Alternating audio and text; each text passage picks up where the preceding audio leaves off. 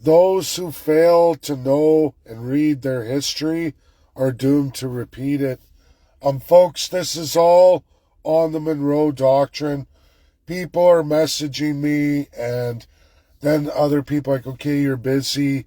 So I'm going to do this video. They only last 30 days. Actually, I have to get Jonathan Baha'i to upload them, but he's very, very busy, at least on X. Maybe I'll ask Ian Bjorkman. I should have tagged him in this, but he usually uploads them to YouTube. But folks, I'm going to do this in tremendous detail.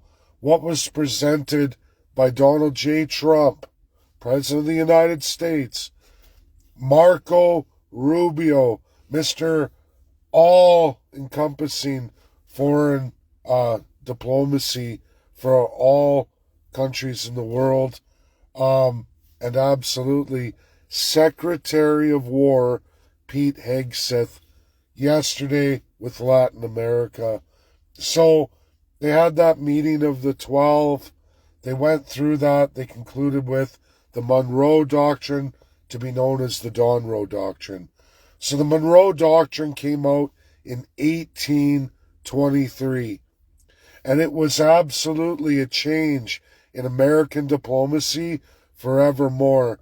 That no more colonization of the Americas, all of North America and absolutely South America. Now, originally, people interpreted the Monroe Doctrine as only South America, as Britain was off limits.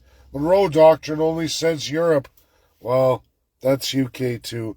And to further cement that, I give you the National Museum of American Diplomacy, where it's all articulated well.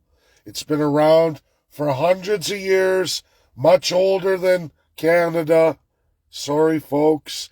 Your Canadian government doesn't educate you, doesn't like real history. That's why you get social studies. And then you can go on and take history in university, but you find doctorates from Canada, well, they may be specialists and experts in all kinds of areas of nations.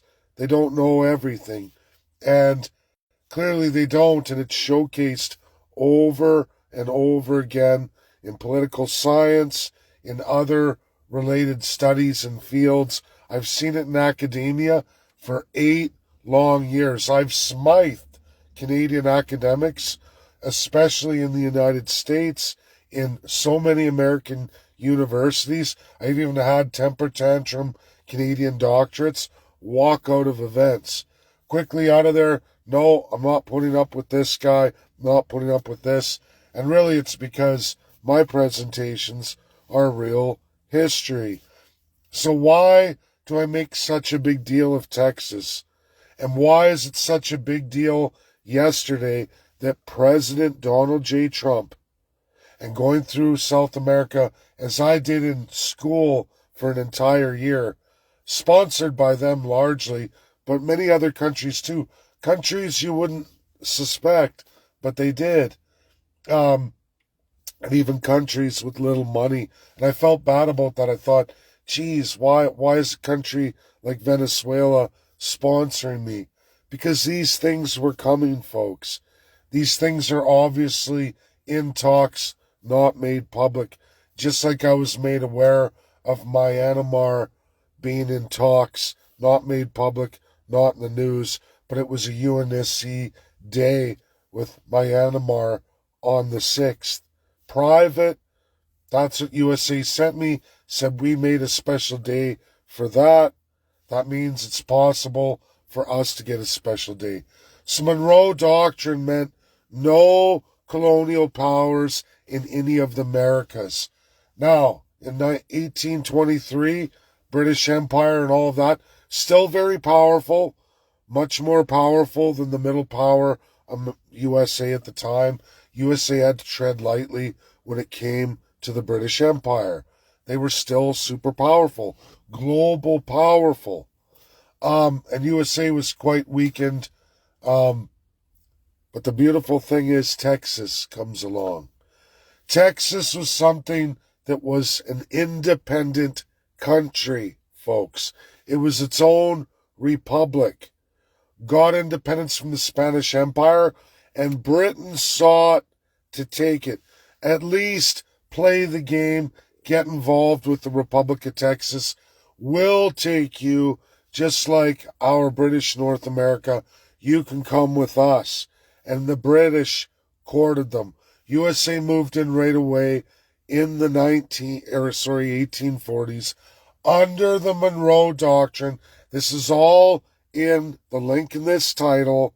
It's the National Museum of American Diplomacy, where they used the Monroe Doctrine to limit UK, the British Empire of the time. You will not take Texas. They went through with annexation. Texas became America, another state of the Union. From 13 to 50, Monroe Doctrine is absolutely at center of countries, independent nations, joining as states of the Union. You'll find Texas and the very limited California Republic, both through Monroe Doctrine, join the United States of America. 2 countries, folks. The highlight of everything I say about Canada, the 51st state, and not just me. President Donald J. Trump, Marco Rubio, and Pete Hegseth. All 3 presented yesterday. You heard Trump slam UK. We'll remember this. You've been seeing it. UK is not a superpower anymore. They're by far reduced to a middle power. They're weaker than Russia, economically and absolutely, without a doubt, militarily, even with Russia and Ukraine. And remember, folks, largest militaries in the world, Russia's like number 2. Ukraine was number 4. Think about that. Think about that when they were the Soviet Union. Scary stuff. Think about all those other countries. Soviet Union was so powerful for a large time period, way powerful than what the Russian Federation is today. Even though it's not a chump, it's not weak, it's tremendously powerful in a lot of key areas. That's a fact. But USA still stood against all of these things when they were much, much more powerful than they ever were today. So when people sit there like, USA can't do this, they can't do that, on what military grounds do you determine that? When they most certainly did all of these things in their history, their legal, constitutional, and international law history. They did it against nations much, much more powerful than them. Way more powerful than they are today. In fact, USA is the powerhouse today. And you're going to tell them, you can't do this, you can't do that. We're using the old world order that hasn't been international law since 1945. Gone. Promises of never again. Countries like France, who leads the European Union, they are the head of the European Union because of their veto. UK was in that. They've gotten independence, but they've only weakened themselves further. They've weakened their hold over countries like Canada in the Monroe Doctrine sphere of influence. If you ever choose to take the link of this title and go through it, you'll especially be made aware of the history of Texas. I've used that. You can go find that even on my timeline in my reels.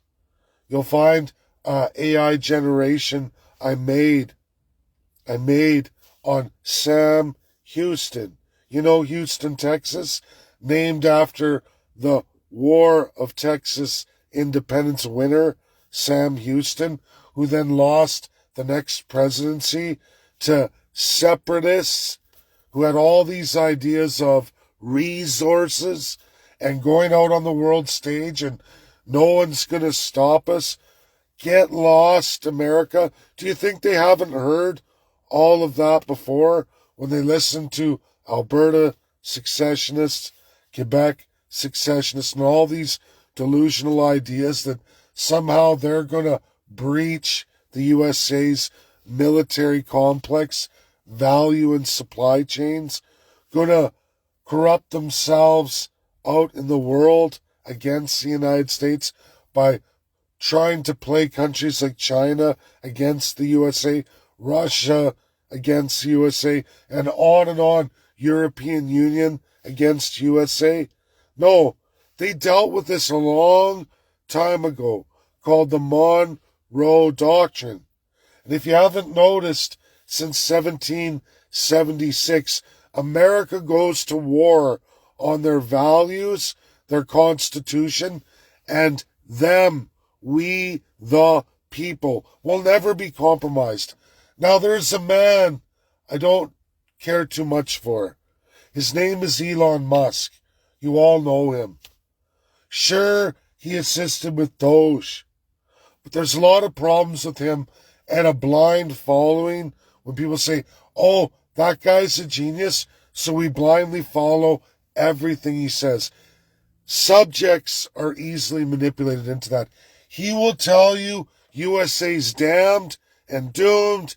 They're dead. They're never going to get out of it. No matter how you tax billionaires, everyone's got to pay. Taxes in America got to be raised. Whoa, whoa, whoa. Very sluggish and slow Elon Musk. Folks, I get criticized all the time. Oh, you stumble your words, your pronunciations, your spelling, your grammar. I'm the first to admit I was below average in literary skills. I can't learn languages. I'm way low on the spectrum for me learning new languages. That's just who I am. That's what I am in this life. I'm happy with that. I know my weaknesses. I work on them all the time. Will I ever learn another language? Probably not, folks. I certainly worked very hard at learning French. Can't be done. Now on another spectrum, I'm extremely high in many, many areas. Lots of areas. But I accept and know my weaknesses. I know my extreme strengths, which is math, which is spreadsheets, data, blueprints, legal stuff. I don't know why. I can read. I memorize large volumes of information. I process it very well. But yet, I go through to write a sentence. Oh, geez, I got all the spelling and grammar mistakes. Can't get it together. Remember what I read. I have all of that understanding, but to articulate that verbally or on paper, I've done thousands and thousands of videos, lives, stage events. I've worked at it my whole life. I'm never going to be Mr. The best. And this is the problem with Canada. You minimize people who are exceptional in math and other areas and say that the literary people should run the world, but yet you can't balance a budget. And this is how Canada absolutely runs. Then there's the visionary genius, like Donald J. Trump, Marco Rubio, Pete Hegseth, or at least they recognize it. They join forces with Trump. They look at their history. That's America. Wow, this is what our ancestors did. This worked for America.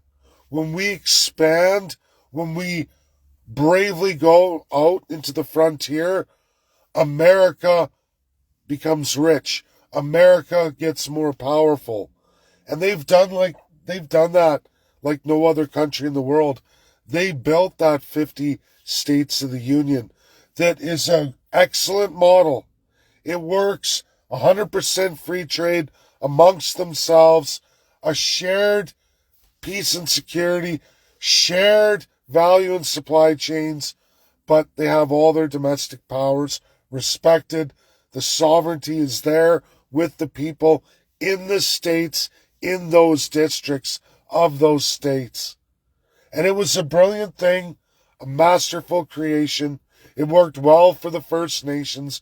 It made them tremendously powerful. For being low technology, there is no other race of people that were able to stand against the tide of overwhelming odds, colonial powers, and even wars against America. 80 years of war. You will never find a people so less technologically advanced to stand the test of time, to remain out of chains. All races in the world, Caucasian included, folks.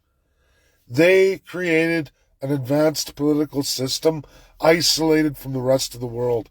No kingdoms, no empires, none of that. They did a federalism.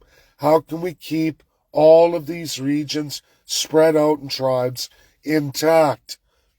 Well, we come together on the things we can come together. That's the federal government. But we retain our state level, our tribal level, cultural differences, and we cement those for ourselves. This is us. Hunter-gatherer, farmer, right? All of that. And they did that. Different regions, different landscapes, different everything. They created their own tribes, aka districts, that way. That's what America learned. Not just America, Russia learned this too.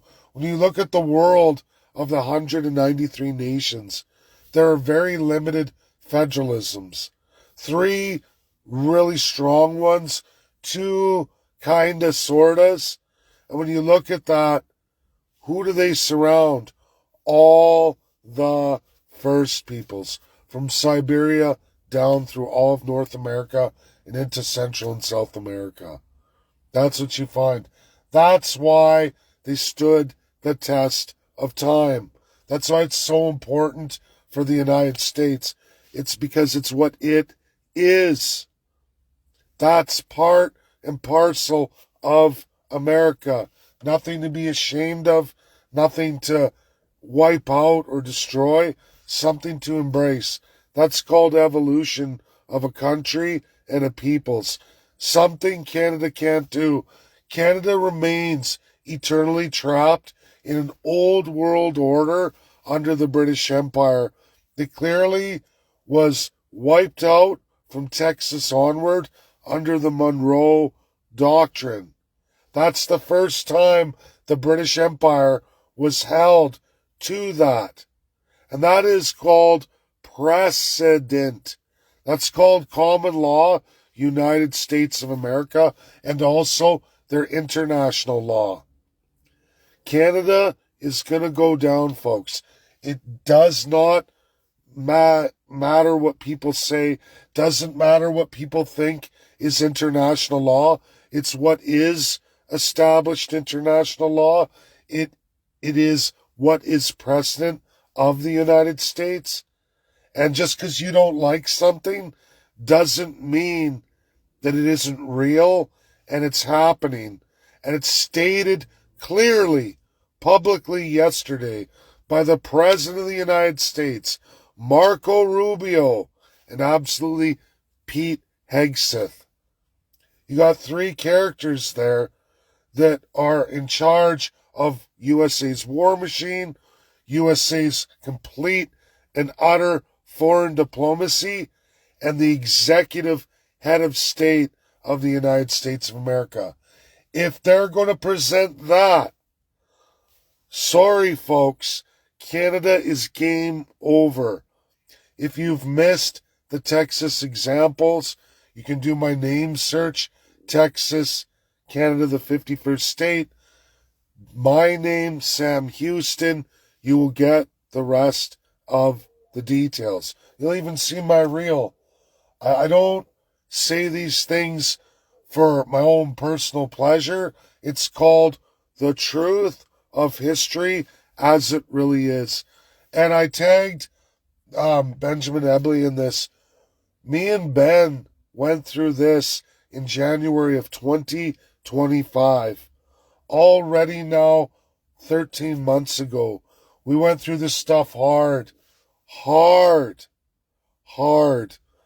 My focus on Texas and California are because I'm in Canada, a British jewel of the empire, a constitution absolutely in violation of international law, a constitution that gives my sovereignty and all Canadian and all First Peoples sovereignty to the United Kingdom, British Empire that doesn't exist anymore.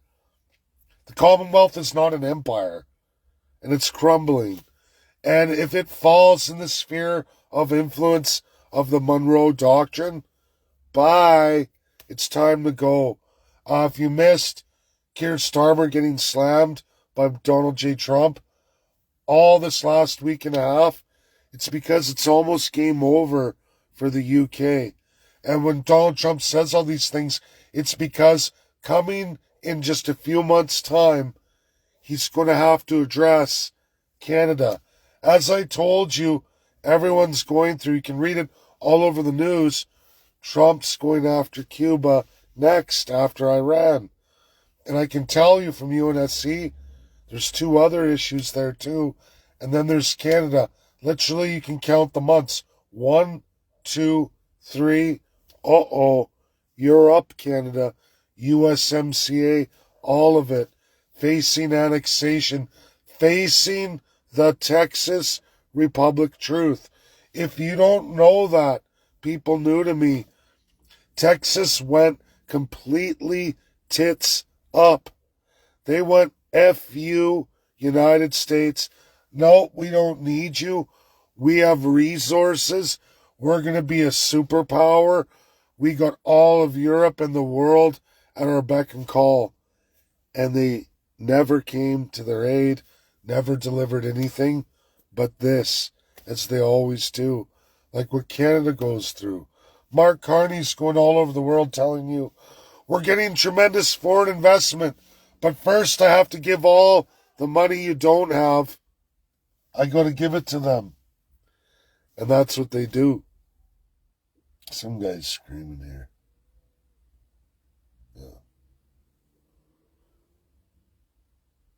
Just some weirdo. So anyways, folks, that's my video. It's a beautiful morning, birds chirping. I'm going to get back to it. It's travel day for work. Tonight I'll get back on the email list. But share this video out. Get it out there. Especially all Canada 51st staters. This is stuff that's American history, American precedent, a very powerful word. If you know what common law really is, it's a powerful word. And it's what USA is going to do. It's how USA fixes its economy, how it lowers its debt to GDP ratio, so that people like Elon Musk are proven to be vegetables. That you're not the genius you think you are. And for Canadians who still aren't down with it, imagine as a State of the Union, all the land released. Yes, all First Nations get massive settlements. But it's not a system of INAC, a chief system created without any of the federalism that is 100% Indian. It's them. It's in their soul, their DNA, for hundreds and hundreds and hundreds, if not thousands of years. Folks, that's what America's going to do. And it makes total sense. When you release all that land, you have a wagons north, up all the way through all the provinces. When you look at all that forestry, when you look at it never touched by human hands, it's time to release that. It's time to expand America. The GDP goes through the roof. The debt to GDP percentage goes way down. All of a sudden, it's a reset. That's just by putting the capital and expanding the Union. And all of a sudden, America is a pretty picture. All of a sudden, Canada is not sliding down into the garbage country anymore. It's a viable state of the Union in 100% free trade with all the other 50 states of the Union. That alone saves Canada from all of their crud. You get all that tech, you get all that military, you get all that done, and your taxes go down because you don't have a wasteful government anymore. All provincial governments disappear. There's no more MNAs, MLAs. They're gone. All 13 premiers are gone. They don't exist anymore. Your federal government is gone. It's the U.S. federal government. You create a state government. Literally 1/50th the size of your government today. Yeah. And you get a new stylized local community, local municipality stylized government where you elect so many positions. You actually learn to be more involved in your community. You actually, you actually learn your neighbors. You learn to love your fellow community people. You get to know everybody. You're not locking your door, peeking out the window. Oh, I don't talk to my neighbor. That's division. That's called Canada. You've been in this system for so long, you don't know which way's up or down, left or right. You have no idea. And that's the promise of America that is so defining for Canadians, so changing on the human level, the soul level of that nation, that state, where you find sovereignty for the first time in your lives.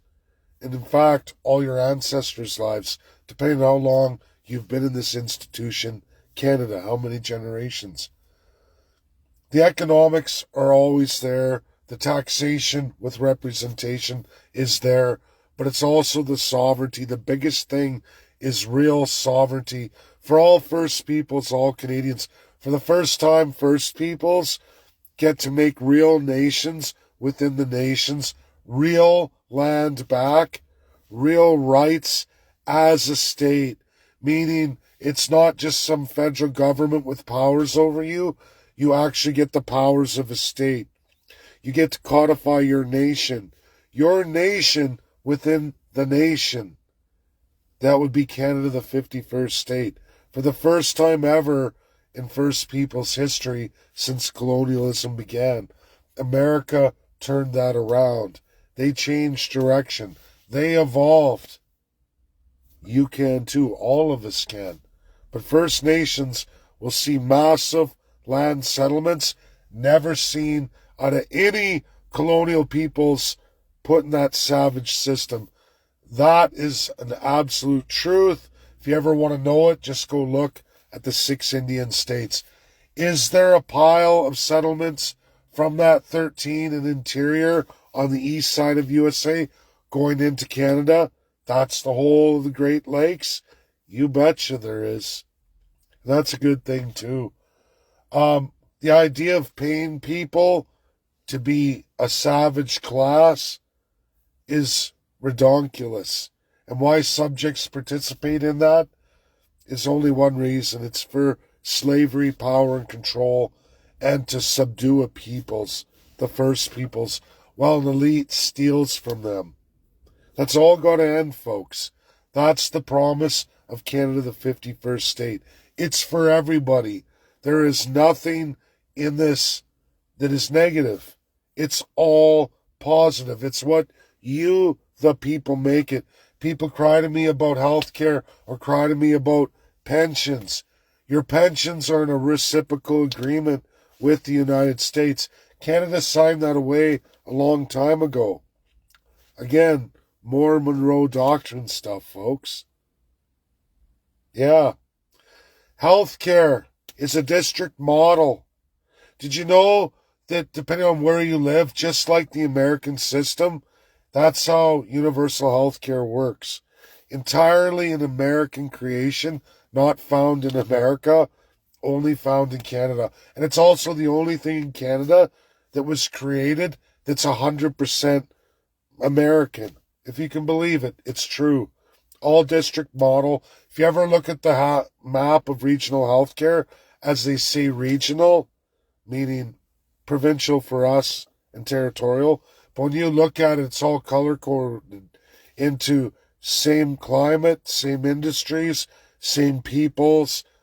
There's like 20 different variables that map out healthcare in Canada. Alberta or Quebec separating, they lose that healthcare. They think, oh, we're going to have a great healthcare system. We don't need anybody. That's not how that district model works.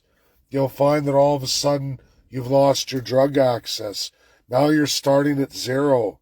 And you can go ask USA how that is. Now, USA's doing good stuff right now, but let's just reverse the clock 7 years. Do you really want to go from paying $43 for a bottle of pills that you need to live to $1,700? If you don't believe it, just go look at the United States. That's getting out of that now, but let's just go look 4 years ago and the last 70 before that, and that'll be you. This is also equipment, hospital equipment and facilities, specialization centers, that all disappears. You're starting from scratch. Whether it's Alberta or Quebec, you've lost your universal health care. And there's reasons for that. Value and supply chains that are incredibly run exactly like the United States runs everything else in their country. Procurement is awesome, very cheap.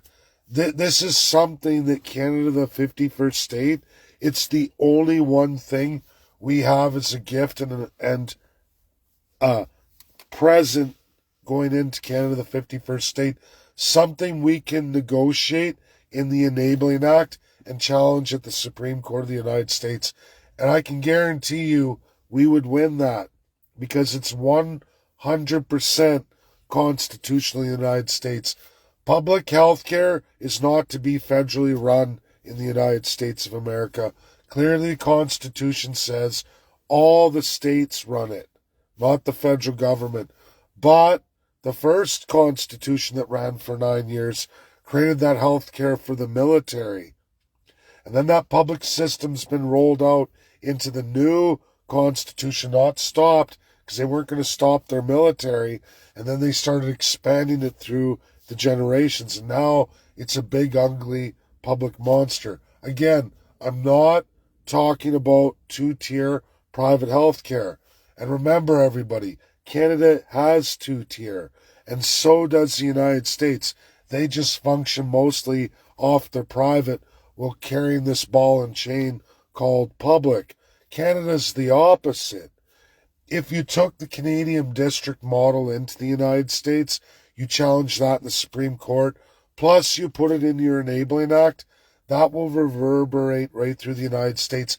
And now all the 50 states have the identical public healthcare model in their union that they can all fall back on. And Canada actually does some good for a change. It is one thing that Canada's created that USA can't create.